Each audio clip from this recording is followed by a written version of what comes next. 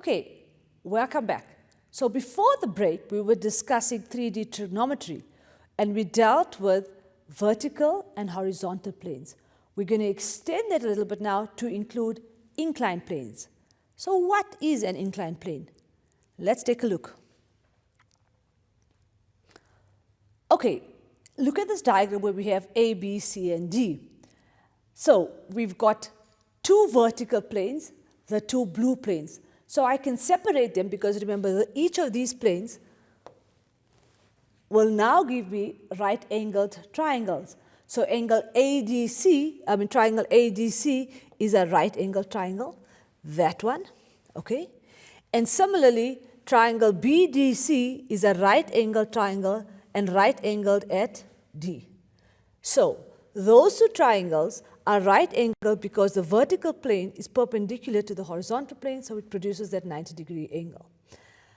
We've got two other triangles. I'm not sure if you can see both, but the green one's pretty obvious. It's kind of like the ground or the base of our room. So it's, remember I told you, try and picture it like a room or the corner of the room. It makes it a little bit easier sometimes. So this is the floor. So this green piece here will be our floor piece.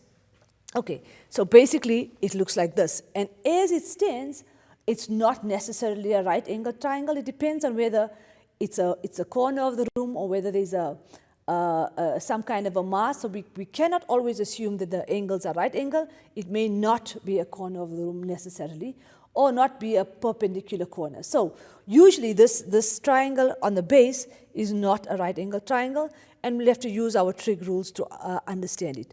So remember, alpha is in this triangle here on the base triangle. And so when we're redrawing it, we'll draw alpha like that. Okay, and the last triangle is this triangle that beta is sitting in. And if you look at how we've labeled beta here, it's the angle across here. So it's part of this triangle here, this larger triangle here, which is kind of inclined, and you can kind of picture it to be, as if like a tilted roof piece.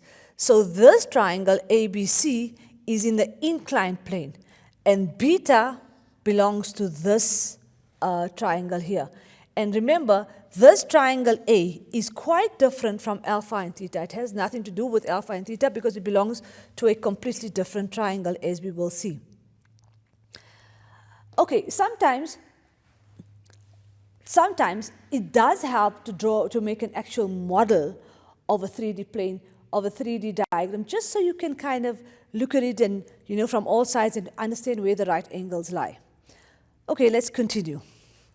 Okay, in this example, we've got a regular block of wood which has a breadth of 6 centimeters, a height of 8 centimeters, and a length of 15 centimeters. Okay, and a plane cut is made through the block as shown in the diagram, revealing the triangular plane that has been formed. So basically, we've chopped out this corner, and we left with something like this. Okay, so we've got a block of wood that looks like that. They want us to calculate the size of EBG.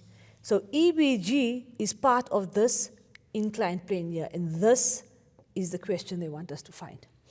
Now, if we look at this diagram, we realize we've got nothing in that red triangle at all. So we've got to think about what we're going to find first while we're trying to find this angle. Remember, if we find all three sides of this triangle, that means EB, EG, and BC, then we can use the Cos rule to find angle B. So to find each of these angles, you'll notice each of them are sitting in a right-angled triangle. So we can begin by finding EB using this right-angled triangle here, EAB, which is right-angled at A. And we're just going to use Pythagoras. And we'll repeat the process with each of the other triangles as well. So triangle BCG, and again with triangle EGH. Okay, so that's how we're going to start our calculations. Okay, so we're going to start off with EB squared, and that's easy. It's just going to be 8 squared plus 6 squared, and we're going to get 100. So in other words, EB will just be 10. Similarly, in triangle GBC, we've got 15 squared, and this side is also 8. So 15 squared plus 8 squared will give us 289. And we find the square root of that, and we end up finding that this side here is 17. And remember, we found this was 10. Okay, we've got one more to find. We need to find EG in the top triangle. So EG is equal to, this side here is 15. 15 squared plus the width is 6, so 6 squared. So we can find EG by using Pythagoras here. So in that, so it's 15 squared plus 6 squared, so it's 261. But again, remember, we want EG, not EG squared, so we've got to take the square root. And since we cannot find the square root of 261 easily, we'll just write it in that form. Okay, now, we found all three sides. So we've got 10, 17, and 261.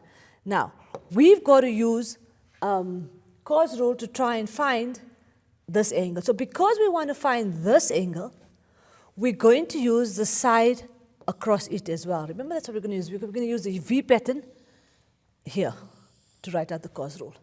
Okay, so let's begin writing out our Cos Rule. Okay, so we found that EB was 10 units, BG was 17 units, and this was the square root of 261 meters, or units. Sorry, it was centimeters in this case. Okay, and remember, we needed to find this angle here. So because we want to find this angle here, we need to start our Cos Rule with the side across it. So when we're beginning our Cos Rule, we're going to be using, we're going to be starting with square root of 261. Okay, so basically, if we want to find the square root of EGB, it's going to be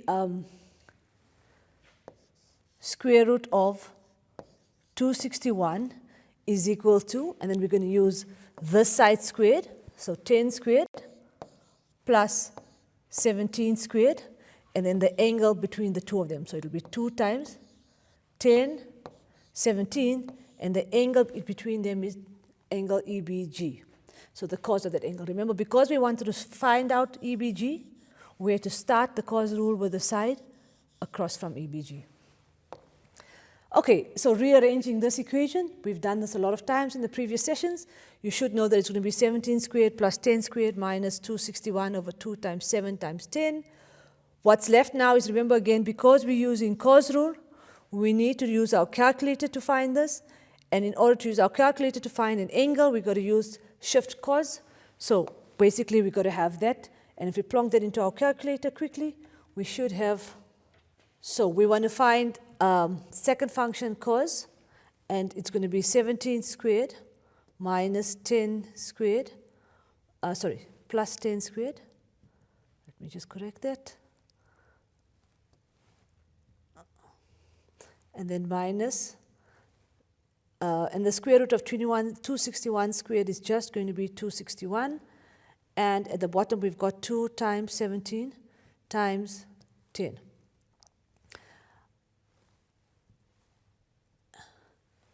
And so our answer for our angle EBG is 67,8847. We want to round it off to 2 decimal places. So we're going to get 67,88 degrees.